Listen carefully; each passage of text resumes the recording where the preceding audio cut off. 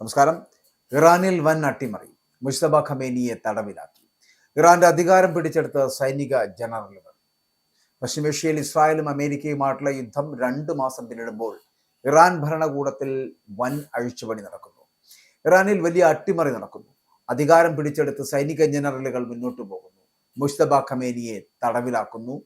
മാത്രമല്ല, ഇറാനിലെ അധികാരം പുരോഹിതന്മാരിൽ നിന്ന് സുരക്ഷാ വിഭാഗത്തിന്റെ കൈകളിലേക്ക് മാറിയത് വലിയ രാഷ്ട്രീയ മാറ്റങ്ങൾക്ക് കാരണമാവുകയാണ് ഇറാൻ.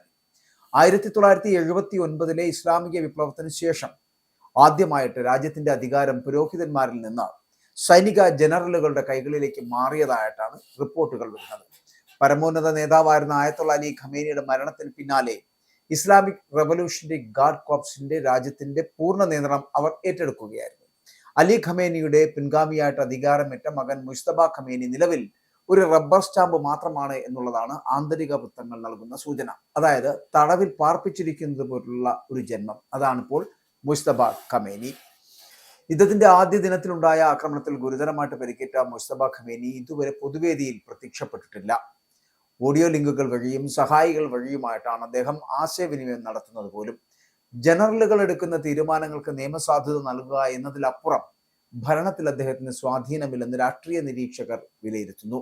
രാജ്യത്തിന്റെ സുപ്രധാന തീരുമാനങ്ങൾ ഇപ്പോൾ കൈക്കൊള്ളുന്നത് IRGC കമാൻഡർമാരുടെ നേതൃത്വത്തിലുള്ള ഒരു ചെറിയ സംഘമാണ്.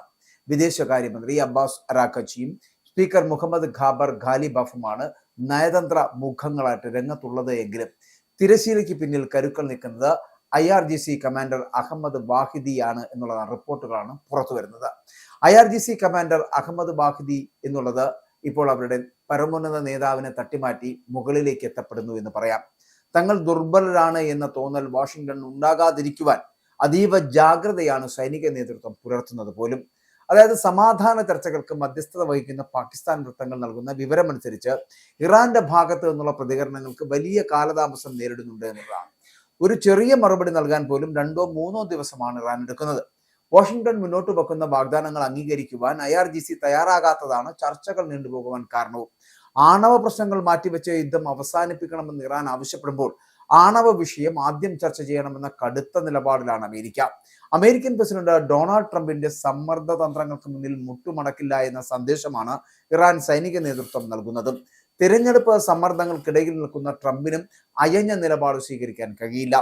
ഹോർമൂസ് കടലിടുക്കിലെ തങ്ങളുടെ സൈനിക സ്വാധീനം നിലനിർത്തിക്കൊണ്ട് യുദ്ധത്തിൽ നിന്ന് രാഷ്ട്രീയമായും സൈനികമായും കരുത്താർജിച്ച് പുറത്തു വരാനാണ് ഇറാൻ ലക്ഷ്യമിടുന്നത്. ഇറാനിൽ അധികാരം പുരോഹിതന്മാരിൽ നിന്ന് സുരക്ഷാ വിഭാഗത്തിന്റെ കൈകളിലേക്ക് മാറിയത് വലിയ രാഷ്ട്രീയ മാറ്റങ്ങൾക്ക് കാരണമായേക്കും. വിപ്ലവത്തിന്റെ മൂല്യങ്ങൾ സംരക്ഷിക്കുന്നതിനൊപ്പം പാശ്ചാത്യ സമ്മർദ്ദങ്ങളെ സൈനികമായിട്ട് പ്രതിരോധിക്കുക എന്നതാണ് ഗാർഡുകളുടെ ലക്ഷ്യം. യുദ്ധം നയിക്കുന്ന സൈനിക കൗൺസിലിനെ മറികടക്കാൻ പരമോന്നത നേതാവിന് പോലും സാധിക്കാത്ത സാഹചര്യം ഇറാന്റെ ഭാവി നയതന്ത്ര നീക്കങ്ങളെ കൂടുതൽ സങ്കീർണമാക്കുന്നുണ്ട്. അതായത് ഇറാനിൽ ഇപ്പോൾ തന്നെ വലിയ അട്ടിമറികൾ സംഭവിച്ചിരിക്കുന്നു എന്നുള്ളത് യാഥാർത്ഥ്യമാണ്. മുജ്തബ ഖമേനിയെ തടവിലാക്കി റബ്ബർ സ്റ്റാമ്പാക്കി മുന്നോട്ട് കൊണ്ടുപോവുകയാണ് സൈനിക ജനറലുകൾ. അതായത് ഇറാന്റെ അധികാരം അവിടെ പിടിച്ചെടുത്തിരിക്കുന്നത് IRGC ആണ്.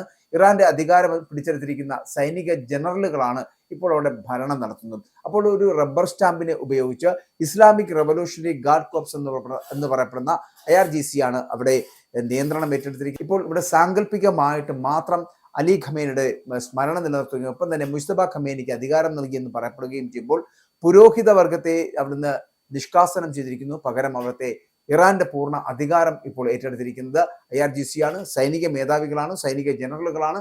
അപ്പോൾ ഇറാനിൽ നടക്കുന്ന ഈ വലിയ അട്ടിമറി വലിയ രാഷ്ട്രീയ മാറ്റങ്ങൾ ഉണ്ടാക്കുമെന്നുള്ള കാര്യത്തിൽ തർക്കമില്ല.